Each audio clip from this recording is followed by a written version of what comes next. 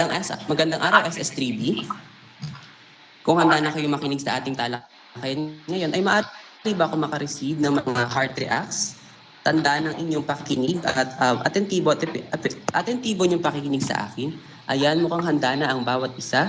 Ngayon ay bago tayo formal na mag-upisa sa ating talakayan, ay hingin muna natin ang presensya ng poong ng may kapal. Ngunit huwag kayong mag-alala, class, sapagkat ang panalangin naman na ito ay maaring para sa lahat. Wala naman itong kinikilingang paniniwala. Yan, tumako po muna tayo sa prayer.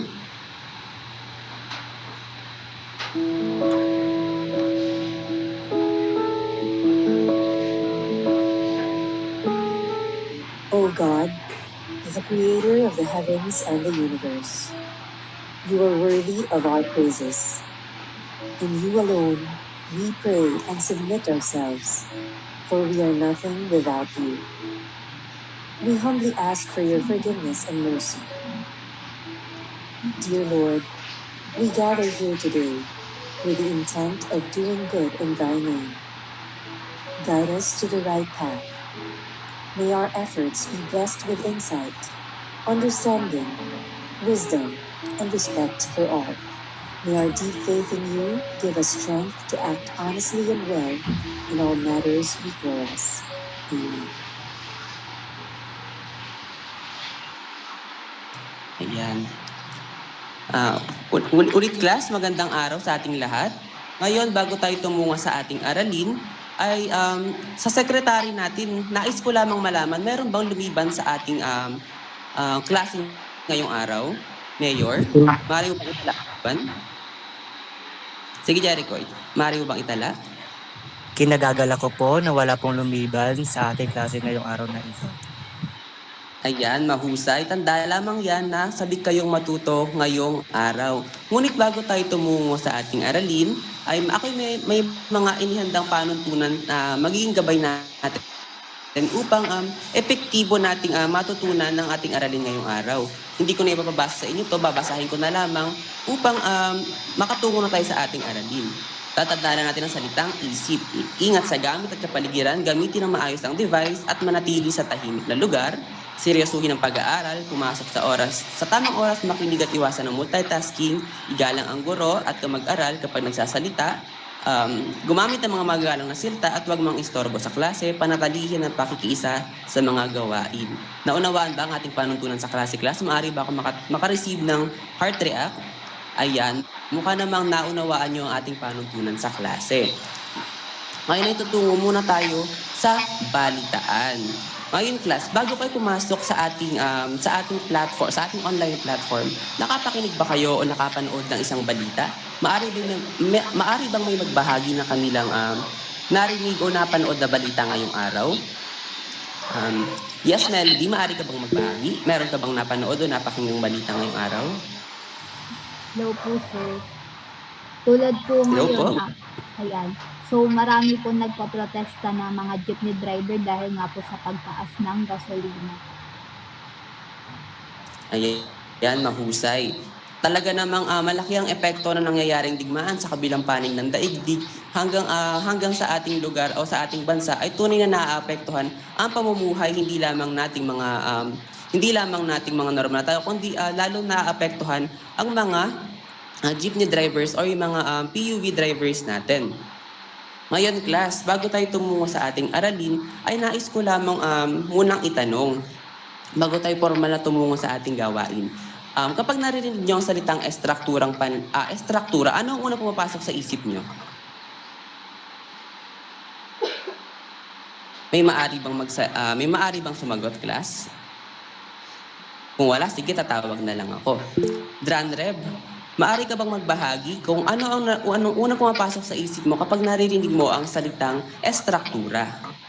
So, ang pumapasok po sa isip ko kapag po ang narinig ko yung estruktura, ibig sabihin po, ito po yung may antas po o ito po ay binubuo ng iba't ibang parte po. Ayan, mahusay. Alam ko naman na ang unang pumapasok nyo sa isip ninyo kapag naririnig nyo ang salitang estruktura, yung pagkakaayos, pagkakabuo, at sa mga gusali. Ngayon naman, ay sa ating pag-aaral, ang estruktura ay gagamitin natin sa konteksto ng lipunan. Sinasabi dito na sa konteksto ng lipunan, ang estrukturang panlipunan ay ang sistematikong pagkakaayos ng mga tao, institusyon at tungkulin upang magkaroon ng kaayusan at pagkakaisa. Ito ay nagiging ugnayan ng mga tao sa isang lipunan kung saan mayroon sila mga ginagampan ng mga trabaho upang maisaayos nila ang kanilang pamumuhay.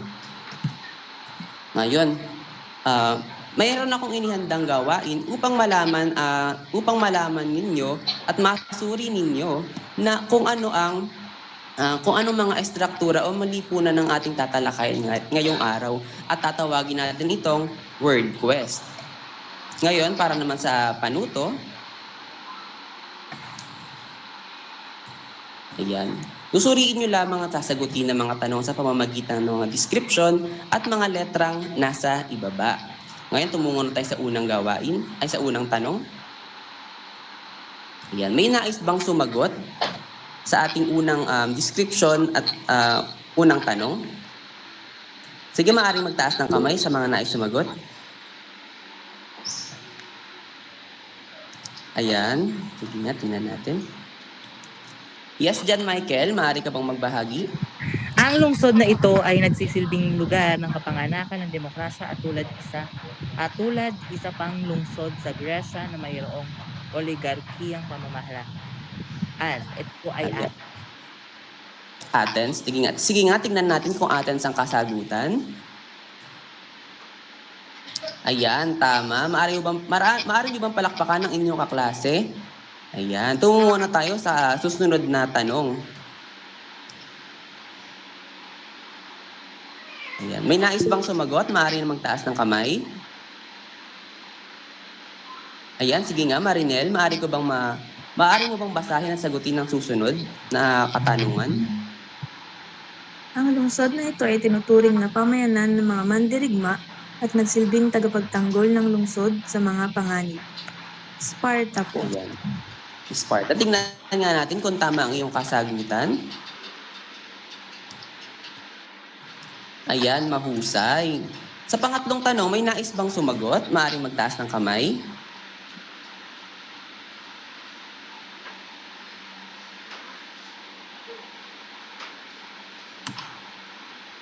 Maaari na magtaas ng kamay, class? May nais bang sumagot? Ayan, sige nga. Francesca, maaari mo bang basahin? Ang lungsod na ito ay kilala sa kanilang patriarkal na lipunan at pagkakaroon ng paterfamilya o pagkakaroon ng kapangyarihang legal ng mga kalalakihan sa kanilang pamilya. Roma po. Tingnan nga natin kung tama ang iyong kasagutan. Roma nga ba? Yan, tama. Next naman, para sa ating huling tanong, may nais bang sumagot?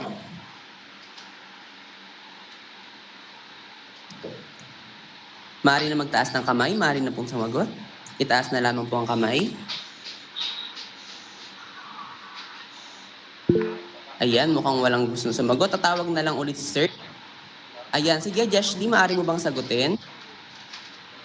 Ang lungsod na ito ay binuo sa isang maayos at organisadong hierarkiya upang mapanatili ang kontrol sa pinakamalawak na imperyo noong sinaunang panahon. Persia po, sir. Persia, tingnan nga natin kung tama ang iyong kasagutan. Ayan, mahusay. Class, base sa base sa mga nabasa ninyo, ano kaya sa tingin niyo ang ating tatalakayin ngayong araw? May nais bang sumagot? Di ba sinabi na natin kanina, estrukturang panlipunan. Tapos meron nigay ng mga lugar. Ano nga kaya ito? Sige nga, JM, maaari ko bang marinig ang kasagutan? Feeling ko po yung tatalakayin niyo po ngayong araw, sir, ay may kinalaman sa mga sinaunang kabihasnan na Athens, Persia, at Sparta. Siguro po ito yung mga struktura ng mga sinaunang kabihasnan. Ayan, mahusay. Maaring tama ang iyong kasagutan. Ngayon, tingnan natin ko. Yan ang ating magiging talakayan natin ngayong araw o paksang aralin. Strukturang panlipunan sa iba't ibang bahagi ng Asya at daigdig ng lipunang Greek at iba pang sinaunang lipunan katulad ng Persiano at Romano. Nauunawaan ba klas ang ating paksang aralin ngayong araw? Yan. Ngunit bago tayo tumungo sa ating talakayan, ay meron din akong inihandang mga layunin na magsisilbing gabay natin sa ating aralin ngayong araw. JM, maaari mo bang basahin ang ating layunin? Para lubos ninyong maunaw. Sa pagtatapos ng aralin, 100% ng mga mag-aaral na may hinigit kumulang na 80% ng antas ng kaalaman na inaasahang A, nasusuri ang strukturang lipunan ng sinaunang Gresya, strukturang lipunan ng sinaunang Roma at strukturang lipunan ng sinaunang Persia. B, napapahalagahan ng papel ng mga tao sa lipunan sa bawat ugnayan ng mga tao at sa lipunan. C, nakabubuo ng isang advokasyang nagtataguyod ng karapatan at pagkapantay ng tao sa lipunan. Ayan, naunawaan ba ninyo klas ang ating layunin ngayong araw? Ayan, mukhang naunawaan naman nila. Mukhang naman na naunawaan ninyo ang ating layunin. Ngayon klas ay tutungo na tayo sa ating talakayan. Ngayon ay tutungo muna tayo sa Athens. Nais kong malaman niyo, klas, na ang sinaunang Athens ay pinamumunuan ng mga kalalakihan at ang tawag sa ganitong uri ng lipunan ay patriarkal na lipunan. Samantalang ang mga kababaihan ay itinuturing na pagmamay-ari ng kanilang mga kamag-anak na lalaki. Ang mga kababaihan noon, klas, ay mayroon lamang kakaunting karapatan. Sa uri naman ng pamahalaan nila, klas, ay mayroon silang oligarkiyang pamahalaan. Ang oligarkiyang pamahalaan, klas, ay nananatili ang kapangyarihan ng pamumuno sa iilan lamang, patulad ng mga nobles, mga elites. Ang bawat isa ay mayroong kapangyarihan. Ang estruktura ng Athens, klas, ay binubuo ng 3 antas. At tandaan ninyo, klas, ang mahalika, ang pinakamataas kung saan ang pangkat ng mga taong ito ay mayroong mga kapangyarihan sa ibaba. Sila ang namumuno at gumagawa ng mga batas. Sino nga ulit ang gumagawa ng mga batas, klas? Sino nga ulit ang mga maharlika? Sa gitnang parte naman ay ang mga manggagawa o tinatawag na mga kasama ng mga manggagawa at magsasaka ang mga medics. Sa gitnang parte natin makikita, klas, ang lakas paggawa at iba't ibang gumagawa ng iba't iba pang serbisyo upang mapunan ang pangangailangan ng bawat isa. Dito rin natin makikita yung mga medics kung saan andito yung mga dayuhan na nagbabayad ng buwis, ngunit hindi sila maaaring magkaroon ng kapangyarihan at magmay-ari ng mga lupain. Nauunawaan ba ito, klas? Pa-heart react nga kung nauunawaan ito. Ayan, mukha naman naunawaan. At ang nasa pinakailalim naman ay ang mga alipin na nagsisilbi sa sa mga matataas na antas na mga tao. Ang susunod naman, klas, ay ang Sparta.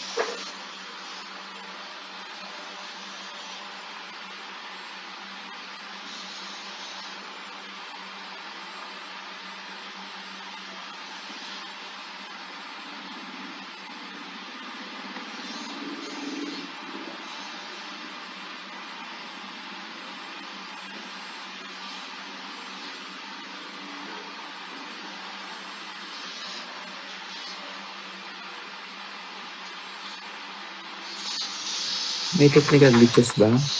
Ayun na, bumalik na.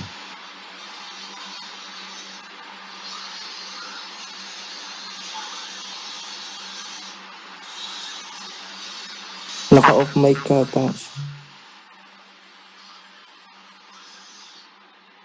Ay, sorry po. Ngayon naman ay tutungo na tayo sa strukturang panlipunan ng Sparta. Tingnan naman natin kung anong klaseng struktura ng lipunan meron ang Sparta. Ayan. Tulad ng Athens, ang Sparta ay meron din silang patriarchal na lipunan. Ang Sparta ay pinamumunuan ng mga kalalakihang mandirigma na tinatawag na Spartiate, at sila din ang nagsisilbing tagapagtanggol ng lungsod-estado, dahilan upang sila ang mas makapangyarihan. Ang Sparta, class, lagi nyo natandaan, ang Sparta ay pamayanan ng mga kilala sila sa pamayanan ng mga mandirigma. Hindi tulad ng Athens, class, na meron lamang limitadong karapatan ng mga kababaihan, ang Sparta ay lubos nilang pinahahalagahan ng mga kababaihan dahil ang mga kababaihan ay nagdadala ng kanilang mga naniniwala sila na ang mga kababaihan ay kailangan ingatan at alagaan lalo na kapag sila ay nagdadalagang tao upang ang kanilang mga dinadalang anak ay maging malakas na mandirigma kapag ito isinilang na. Tulad ng Athens class, ang Sparta ay meron ding oligarkiyang pamahalaan kung saan ito ay pinamumunuan ng mga gerusya na gumagawa ng mga batas. Sa gitnang parte naman o sa gitnang antas naman ng mga tao sa Sparta ay tinatawag na periosi, kabilang ang mga mangangalakal. Ayan, nakikita natin dito sa presentation. Sila yung mga hindi sila tinrain o maging mga mandirigma. Wala silang legal, meron silang legal na protection, pero wala silang karapatang bumoto o magmay-ari ng mga lupain. Karamihan sa mga peryochi ay mga mangangalakal. At ang pinakahuling antas naman ng tao class ay ang mga helots na nagsisilbing mga alipid na sila yung mga nagbubungkal ng mga lupain. Sila yung gumagawa ng nagbibigay ng lakas at nagbibigay ng nagpo-produce ng pagkain para maging malakas yung mga mandirigma. Sabi dito sa pinanganak silang mga alipin sa ibang mga relihiyon. At tinuturing talaga silang mga alipin sa lugar ng Sparta. Naunawaan ba, class? Naunawaan ba ang tatlong antas ng tao sa lipunang Sparta? Ayan. Ngayon naman ay tutungo na tayo sa ikatlong lipunan, ang Roma. La class, ha?